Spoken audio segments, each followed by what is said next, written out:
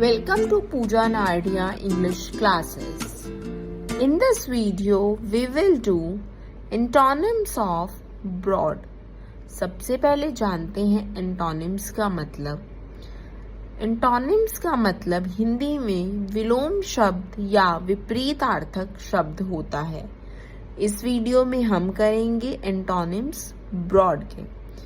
First antonym is narrow. NARROW. Second antonym is quiet. QUIET. Third antonym is little. LITTLE. And fourth antonym is tiny. TINY. I hope this video was helpful for you. Thanks for watching. For more videos, like and subscribe the channel.